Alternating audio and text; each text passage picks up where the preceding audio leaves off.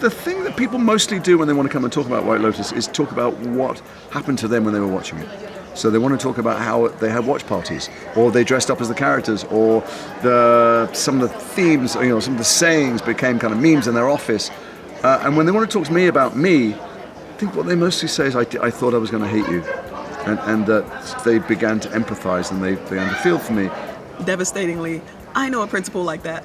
Some people come up to me and they're like, oh man, I wish I could party like you on the studio. And I was like, me too. And they'd be like, whoa, you don't party like that? And I was like, no, man, I'm pretty boring these days. I've gone to some meetings around town since the show came out. And it's always kind of the person who's walking me to the meeting who's like, I just have to say, the studio was a documentary and it was about me. It's 3 words.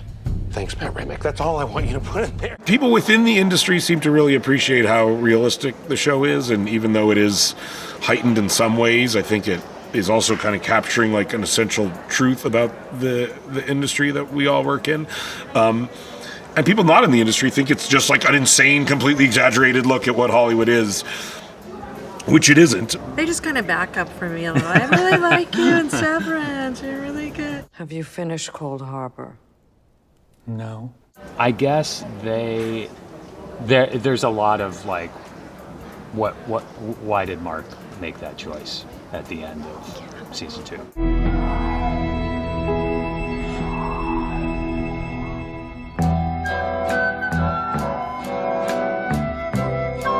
Are you really farting? Or is it a sound effect? I've had a lot of people say, you really look like you're in real pain when you're playing Jimmy. And I think that that's a compliment. They ask me if Jean is so cool, and I say, yeah, she is as cool as you hope. People have been very tickled by Dance Mom, and they always come up to me with sparkly eyes and a smile, wondering. I think they're wondering if any part of Dance Mom actually lives in me, the person. I don't think she does. And I would say from Sinatra, they enjoy coming up to tell me how much they hate me or how scared they are of me. Also with a smile, but very different feedback. The most gratifying feedback has come from the medical community. They were kind of the first audience we were trying to win over, and in our efforts to be the most authentic medical drama on TV, I feel like that validation was most appreciated. My mom loves you. My aunt loves you. I think a lot of tired old working women really love Dana. I am so grateful that there's a mixed reaction to her because I think she is so socially inept, and I think that can be played for laughs in some shows, or to be like, oh, she's so quirky. Characters don't like her, but the audience does. I think actually it's not the truth of what it is to be lonely and to be socially inept and to have been isolated for your childhood. And so I'm really grateful that people are going, why is she like that? Who does Tim listen to? Well, he's an alpha male when he gets there. He's what Tom Wolfe called the big swinging dick of Wall Street. He's the big swinging dick of Durham, North Carolina. So I think he listens to annoying guitar bands that kind of drive you because he's about crushing and beating other people. And when he leaves, I think he's listening to some of that plinky plonky massage music that you get when you pay too much money.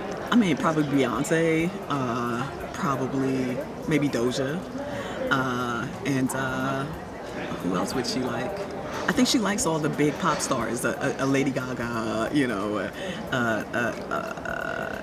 whoever the big DJ is in Cabo or Ibiza, you know what I mean? That type of thing. And you can ride in the Jag, with that, you can smoke a bite bag. Death metal, old rock, 100%. Oldies, Yeah, old rock. Yeah, like Enter the Sandman, yeah. Sabbath. Yeah, Black Sabbath for sure. I think any Mark likes defiant jazz because that's the only music he's ever heard. Oh, and the marching band. He loves that song. And my song when I say. Yes, and Ms. Gobel's singing.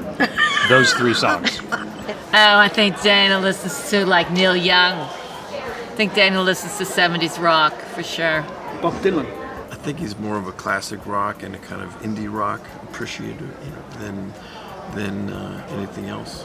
I have playlists and playlists. I think she's really listening to top 100 pop girlies. Well, we know who Dance Mom listens to, Katy Perry. She loves Charlie. I think she loves Addison and Sabrina Carpenter. I don't think Sinatra's actually, I think Sinatra needs to listen to more music. I don't think she's spending much time with music, and maybe that's one of the places she needs to go to sort of relax.